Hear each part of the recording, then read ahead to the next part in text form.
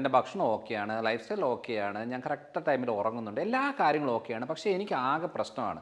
പ്രശ്നം എന്ന് പറയുന്നത് എന്താണ് ഉദ്ദേശിക്കുന്നത്? നല്ല ഇറച്ചിയും മീനും മുട്ടയും പൾസസും പഴങ്ങളും A to Z കാര്യങ്ങൾ ഞാൻ കഴിക്കുന്നുണ്ട്.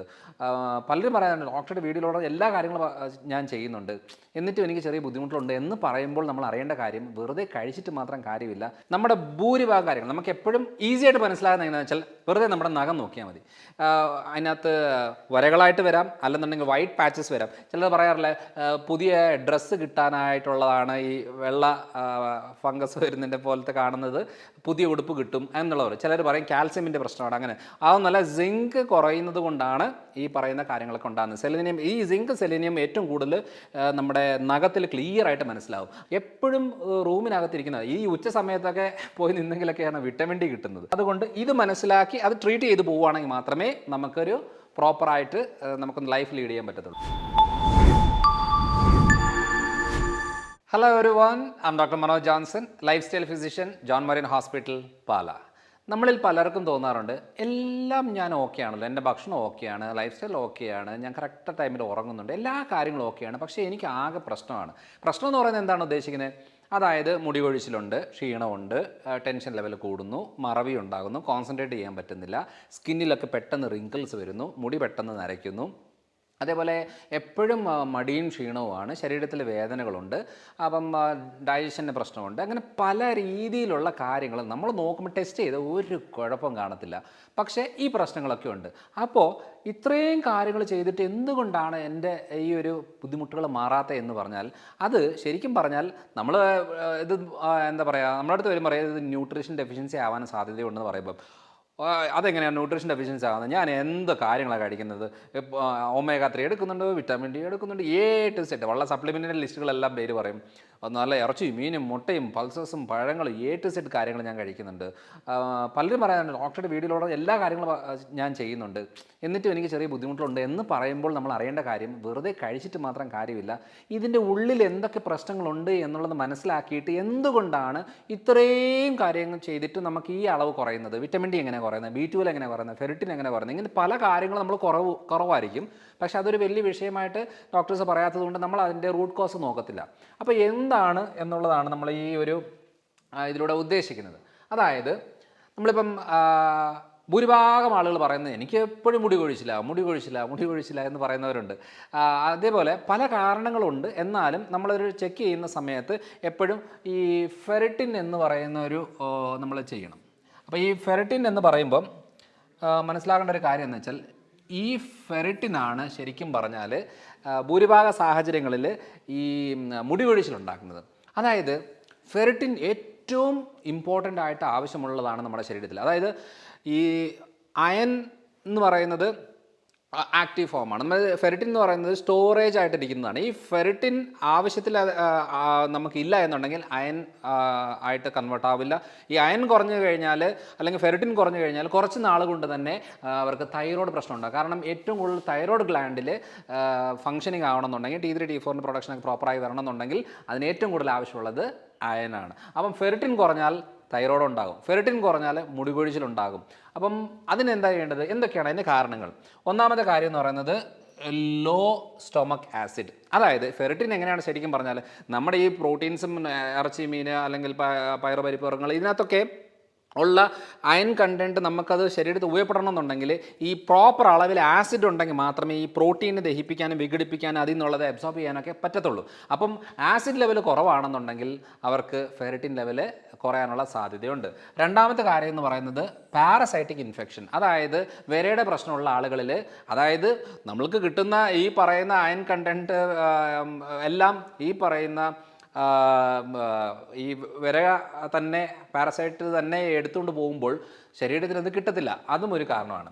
പിന്നെയുള്ളത് മെനോറേജ്. അതായത് നമുക്ക് ഈ ഫൈബ്രോയിഡ്സ് അല്ലെന്നുണ്ടെങ്കിൽ പറയുന്ന ഈ ബ്ലീഡിങ് റിലേറ്റഡ് ആയിട്ടുള്ള പ്രോബ്ലം ഉള്ള സ്ത്രീകളിൽ കൂടുതൽ ബ്ലഡ് ഇങ്ങനെ പോകുന്നതിൻ്റെ ഭാഗമായിട്ടും ഫെറിറ്റിൻ അളവ് കുറയും. ഇതൊക്കെ മെയിനായിട്ടുള്ള കാര്യമാണ്. പിന്നെ വളരെ ഇമ്പോർട്ടൻ്റ് ആയിട്ട് ചിലരൊക്കെ ഈ ചായ കാപ്പിയൊക്കെ 5ഉം 8ഉം 10ഉം ഗ്ലാസ്സൊക്കെ കുടിക്കുന്നവരുണ്ട്. ഞാൻ പല ആൾക്കാരെ കൺസൾട്ട് ചെയ്യുന്ന സമയത്ത് എനിക്ക് മനസ്സിലായ കാര്യം എന്ന് വെച്ചാൽ, ശരിക്കും പറഞ്ഞാൽ 1-2 ഗ്ലാസ് ഒരു ദിവസം ധാരാളം മതി. അതിൽ കൂടുതലായിട്ട് എടുത്തു കഴിഞ്ഞാൽ ഈ പറയുന്ന ഈ ടാനിനും കാഫിനും ഒക്കെ ഇതൊക്കെ എന്നാ സംഭവിക്കുന്നത് വെച്ചാൽ ഈ കുടലിൽ നിന്ന് ഈ അയൺ അബ്സോർബ് ചെയ്യുന്നതിനെ തടയാനായിട്ടുള്ള ഒരു കാര്യമാണ്. അതുകൊണ്ട് കൂടുതൽ അളവിൽ അതൊക്കെ എടുത്തുകൊണ്ടിരുന്ന് കഴിഞ്ഞാലും ഈ പ്രശ്നങ്ങളുണ്ടാകും. അപ്പം മനസ്സിലാക്കണം, വെറും തൈറോയിഡിൻ്റെ പ്രശ്നങ്ങൾ ഉണ്ടാകുന്നത്, അതേപോലെ തന്നെ മുടികൊഴിച്ചിലിൻ്റെ പ്രശ്നങ്ങൾ ഉണ്ടാകുന്നത്, ഇതിലൊക്കെ ഏറ്റവും കൂടുതലായിട്ട് വരുന്നത് ഫെറിറ്റിൻ ലെവൽ കുറയുന്നതാണ്. അപ്പോൾ അതൊന്ന് ചെക്ക് ചെയ്ത് നോക്കിയിട്ട് അതിൻ്റെ ഈ കാരണങ്ങളാണെങ്കിൽ അത് ക്ലിയർ ആക്കി എടുക്കണം.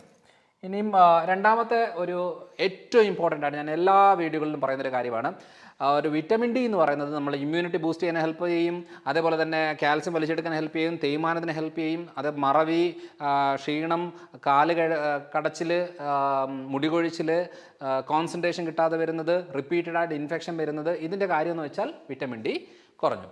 ഇതാണ് ശരിക്കും പറഞ്ഞാൽ വിറ്റമിൻ ഡിയുടെ മെയിനായിട്ടുള്ള കാര്യം. ഇനി വിറ്റമിൻ ഡി കുറയാനായിട്ട് എന്താ കാര്യം? ഒന്ന്, നമ്മളിൽ ഭൂരിഭാഗവും സൺലൈറ്റിലല്ല. നമ്മളെപ്പോഴും ഈ റൂമിനകത്തും, അല്ലെങ്കിൽ നമ്മളൊരു IT പ്രൊഫഷണൽസ് ആയിരിക്കും, ടീച്ചേഴ്സ് ആയിരിക്കും, സ്റ്റുഡൻസ് ആയിരിക്കും, എപ്പോഴും റൂമിനകത്തിരിക്കുന്നത്. ഈ ഉച്ച സമയത്തൊക്കെ പോയി നിന്നെങ്കിലൊക്കെയാണ് വിറ്റമിൻ ഡി കിട്ടുന്നത്. അപ്പോൾ ഇത് അൾട്രാ വയലറ്റ് സ്കിന്നിൽ വന്ന് കൺവേർട്ടായി അത് ഉള്ളിൽ വന്ന് കിഡ്നി ലിവറും ഒക്കെ അവിടെ ആക്റ്റീവായിട്ട് അങ്ങനെയൊക്കെയുള്ള പ്രോസസ്സിൽ പോകേണ്ട കാര്യമാണ്. അപ്പം സൺലൈറ്റ് എക്സ്പോഷർ ഇല്ല എന്നുണ്ടെങ്കിൽ ഓട്ടോമാറ്റിക്കായിട്ട് വിറ്റമിൻ ഡി കുറയും. രണ്ടാമത്തത്, ഡാർക്ക് സ്കിൻ പിഗ്മെൻറ്റേഷൻ ഉള്ളവർ, അതായത് സ്കിന്നിൻ്റെ കളറ് ഡാർക്കുള്ള ആളുകളിൽ ഇത് പെട്ടെന്നൊരു അബ്സോർപ്ഷനും കാര്യങ്ങളും നടക്കത്തില്ല. അങ്ങനെയുള്ളവർക്ക് സ്കിന്ന് വഴി ചെയ്യുന്നതിനെക്കാട്ടിലും കുറച്ചുകൂടെ എഫക്റ്റീവായിട്ട് സപ്ലിമെൻ്റായിട്ടോ ഫുഡായിട്ടോ ഉള്ളിലേക്ക് എടുക്കുന്നതാണ് കുറച്ചുകൂടെ നല്ലത്. ഈ മാൽ ന്യൂട്രീഷൻ എന്ന് പറയുന്നത് ശരിക്കും പറഞ്ഞാൽ ഫുഡിലൊക്കെ അധികം വിറ്റമിൻ ഡി കിട്ടത്തില്ല, എന്നാലും നമ്മുടെ അബ്സോർപ്ഷൻ പ്രോപ്പർ അല്ലെങ്കിൽ ഡൈജഷൻ പ്രോപ്പർ അല്ലെന്നുണ്ടെങ്കിൽ, അല്ലെങ്കിൽ ഗട്ട് ഡിസ്ബയോസിസ് എന്ന് പറയും, ഗട്ട് ബാക്ടീരിയകൾ പ്രോപ്പറായിട്ട് ഫംഗ്ഷനിങ് ആകുന്നില്ലെന്നുണ്ടെങ്കിൽ ഇതൊന്നും വലിച്ചെടുക്കാൻ പറ്റത്തില്ല. ചിലർ പറയാറില്ലേ, ഞാൻ എന്തോ ഒരു വിറ്റമിൻ ഡി ആണ് സപ്ലിമെൻ്റ് എടുത്ത്, എന്തോ ഒരു മരുന്ന് എടുത്തു, എന്നിട്ടും എൻ്റെ ബ്ലഡ് ചെക്ക് ചെയ്താൽ വീണ്ടും ഈ 20-ഉം 30-ഉം ഒക്കെയാണ് കിടക്കുന്നത് എന്ന് പറയുന്നതിൻ്റെ കാര്യം എന്ന് വെച്ചാൽ അവിടെ അബ്സോർപ്ഷൻ നടക്കുന്നില്ല. പിന്നെയുള്ളത് കിഡ്നിയും liver failure. Kidney liver failure എന്ന് പറഞ്ഞാൽ എന്താണ്? ഈ വിറ്റമിൻ ഡി എന്ന് പറയുന്നത് ആക്റ്റീവായിട്ട് കൺവേർട്ടായി വരേണ്ടത് ലിവറും കിഡ്നിയും പ്രോപ്പറായിട്ട് ഫംഗ്ഷനിങ് ആകുമ്പോഴാണ്. ഈ അവയവങ്ങളിലാണ് ഇത് ആക്റ്റീവായിട്ട് മാറുന്നത്. ഈ രണ്ട് അവയവങ്ങൾ പ്രോപ്പറായിട്ട് ഫംഗ്ഷനിങ് ആയില്ലെന്നുണ്ടെങ്കിൽ വിറ്റമിൻ ഡി കുറയും. പിന്നെയുള്ളത് ഇത്രയും കാര്യങ്ങളാണ് മെയിനായിട്ടും ശരിക്കും പറഞ്ഞാൽ വിറ്റമിൻ ഡി കുറയാനുള്ള കാര്യം. അപ്പോൾ വിറ്റമിൻ ഡി കുറയുമ്പോൾ തന്നെ ഒത്തിരിയേറെ കാര്യങ്ങളുടെ പ്രശ്നങ്ങൾ ഞാൻ ഓൾറെഡി പറഞ്ഞു. അപ്പോൾ ഈ കാര്യങ്ങളൊക്കെ ഒന്ന് ലെവലാക്കി വരുവാണെന്നുണ്ടെങ്കിൽ മാത്രമേ നമുക്ക് ഉപയോഗമുള്ളൂ. അല്ലാതെ ഒരു സപ്ലിമെൻ്റ് എടുത്താൽ മതി, അല്ലെന്നുണ്ടെങ്കിൽ ഹൈഡോസ് വിറ്റമിൻ ഡി എടുത്താൽ മതി എന്ന് പറഞ്ഞിട്ട് കാര്യമില്ല. അബ്സോർപ്ഷൻ നടന്നില്ലെങ്കിൽ അതും ക്ലിയർ ആകത്തില്ല. അപ്പോൾ ഇത്രയും കാര്യങ്ങൾ മനസ്സിൽ വെച്ച് ഇത് ക്ലിയർ ആക്കിയെങ്കിൽ മാത്രമേ നമുക്ക് വിറ്റമിൻ ഡിയുടെ ഡെഫിഷ്യൻസി ക്ലിയർ ആക്കാൻ സാധിക്കത്തുള്ളൂ. ഇനി വരുന്നത് സിങ്കും സെലേനിയം. ഇതെന്തിനാണ് ഈ സിങ്ക് സെലേനിയം എന്ന് പറയുന്നത് വളരെ ഇമ്പോർട്ടൻ്റ് ആയിട്ട് പറയുന്നതെന്ന് വെച്ചാൽ, നമ്മുടെ ഭൂരിഭാഗം കാര്യങ്ങൾ നമുക്ക് എപ്പോഴും ഈസി ആയിട്ട് മനസ്സിലാകുന്നത് എങ്ങനെയാണെന്ന് വെച്ചാൽ, വെറുതെ നമ്മുടെ നഖം നോക്കിയാൽ മതി. അതിനകത്ത് വരകളായിട്ട് വരാം, അല്ലെന്നുണ്ടെങ്കിൽ വൈറ്റ് പാച്ചസ് വരാം. ചിലർ പറയാറില്ല, പുതിയ ഡ്രസ്സ് കിട്ടാനായിട്ടുള്ളതാണ് ഈ വെള്ള ഫംഗസ് വരുന്നതിൻ്റെ പോലത്തെ കാണുന്നത്, പുതിയ ഉടുപ്പ് കിട്ടും എന്നുള്ളവർ. ചിലർ പറയും കാൽസ്യമിൻ്റെ പ്രശ്നമാണ്. അങ്ങനെ അതൊന്നല്ല, സിങ്ക് കുറയുന്നത് കൊണ്ടാണ് ഈ പറയുന്ന കാര്യങ്ങളൊക്കെ ഉണ്ടാകുന്നത്. സെലേനിയം, ഈ സിങ്ക് സെലേനിയം ഏറ്റവും കൂടുതൽ നമ്മുടെ നഖത്തിൽ ക്ലിയർ ആയിട്ട് മനസ്സിലാവും. അങ്ങനെയുള്ള കണ്ടീഷൻ ഉണ്ടെങ്കിൽ അതാണ് ഏറ്റവും കൂടുതൽ ആവശ്യം. നമ്മുടെ തൈറോയ്ഡ് ഫംഗ്ഷൻ പ്രോപ്പറായിട്ട് നടക്കണമെന്ന് സിങ്ക് സെലേനിയം വേണം. നമ്മുടെ ഇമ്മ്യൂണിറ്റി പ്രോപ്പറായിട്ട് വേണമെങ്കിൽ സിങ്ക് സെലേനിയം വേണം. മുടിയും സ്കിന്നും നഖവും ഒക്കെ പ്രോപ്പറായിട്ട് ആരോഗ്യത്തോട്ടിരിക്കണമെന്നുണ്ടെങ്കിൽ സിങ്ക് സെലേനിയം വേണം. അതെങ്ങനെയാണ്? ഒന്ന്, സെയിം കുടലിലെ പ്രശ്നം തന്നെയാണ്, ഗ്യാസ് റിലേറ്റഡ് ആയിട്ടുള്ള പ്രശ്നങ്ങൾ. അവർക്ക് റിപ്പീറ്റഡ് ആയിട്ട് ഇങ്ങനെയുള്ള ബുദ്ധിമുട്ടുണ്ടെന്നുണ്ടെങ്കിൽ ഇതിൻ്റെ അബ്സോർപ്ഷൻ നടക്കത്തില്ല, അതിൻ്റെ പ്രശ്നങ്ങളുണ്ടാവും. രണ്ടാമത്തത്, എക്സസീവ് കാർബോഹൈഡ്രേറ്റ് ഇൻടേക്ക്. അതായത് ശരിക്കും പറഞ്ഞാൽ ഈ അരിയും ഗോതമ്പിനകത്തൊക്കെ സിങ്കും സെലേനിയം ഒക്കെ ഉണ്ട്. പക്ഷേ ഇത് ഓവറായിട്ട് കഴിക്കുന്ന ആളുകളിൽ ശരീരം അത് ഉപയോഗിക്കാതെ ഉള്ളതും കൂടെ പുറത്ത് കളയുന്ന രീതിയിലേക്ക് വരും. അപ്പോൾ അതുകൊണ്ട് ഹൈ ഇൻടേക്ക് ഓഫ് കാർബോഹൈഡ്രേറ്റ് വന്നു കഴിഞ്ഞാൽ ഓട്ടോമാറ്റിക്കായിട്ട് ഇത് കുറഞ്ഞു വരും. അപ്പോൾ ഇത് ഏറ്റവും കൂടുതൽ ആവശ്യമാണ് ശരീരത്തിൻ്റെ പ്രതിരോധ ശക്തിക്കും നോർമൽ ഫങ്ഷനിങ്ങിനും തൈറോയ്ഡ് ഫങ്ഷനും അതേപോലെ തന്നെ സ്കിന്ന്, നഖം, മുടി, ഈ പറയുന്ന പല കാര്യങ്ങൾക്കും, ഈ അതേപോലെ തന്നെ ഈ പല ഹോർമോൺസ് ഉണ്ടാകാനായിട്ടും കൺവേർഷനും കുറേ കാര്യങ്ങൾക്ക് ഇത് ആവശ്യമാണ്. ഇത് കുറഞ്ഞാൽ തന്നെ ഒത്തിരിയേറെ ബുദ്ധിമുട്ടുകൾ ഉണ്ടാകും. അതുകൊണ്ട് ഇത് മനസ്സിലാക്കി അത് ട്രീറ്റ് ചെയ്ത് പോവുകയാണെങ്കിൽ മാത്രമേ നമുക്കൊരു പ്രോപ്പറായിട്ട് നമുക്കൊന്ന് ലൈഫ് ലീഡ് ചെയ്യാൻ പറ്റത്തുള്ളൂ. ഇനിയുള്ളത് B12 എല്ലാവർക്കും അറിയാം. ശരിക്കും പറഞ്ഞാൽ അത് ഇപ്പോൾ വെജിറ്റേറിയൻസ് ആണെന്നുണ്ടെങ്കിൽ B12 പൊതുവേ കുറവായിരിക്കും. കാരണം അതിനനുസരിച്ച് വെജിറ്റേറിയൻ ഫുഡിനകത്ത് അധികം B12 ഇല്ലാത്തത് കൊണ്ട് നമുക്ക് ആ ഒരു വേണ്ടുന്ന അളവിൽ നമുക്ക് കിട്ടത്തില്ല. പക്ഷേ വെജിറ്റേറിയൻ ഫുഡ് എന്ന് പറയുന്നത് ഒരിക്കലും മോശമായിട്ടല്ല പറയുന്നത്. എന്നാലും ഇവല്യൂഷൻ വെച്ച് നോക്കുമ്പോൾ നമ്മുടെ വിശ്വാസവും നമ്മുടെ താല്പര്യങ്ങളും നമ്മുടെ കൾച്ചർ നമ്മുടെ അങ്ങനെയൊക്കെ നോക്കിക്കൊണ്ട് നമ്മളൊരു കാര്യം ചെയ്യുന്നത് നമ്മുടെ മാത്രമായിട്ടുള്ള കാര്യമാണ്. അതൊരിക്കലും ശരീരത്തിന് നോർമൽ രീതിയായിട്ട് യാതൊരു ബന്ധവുമില്ല.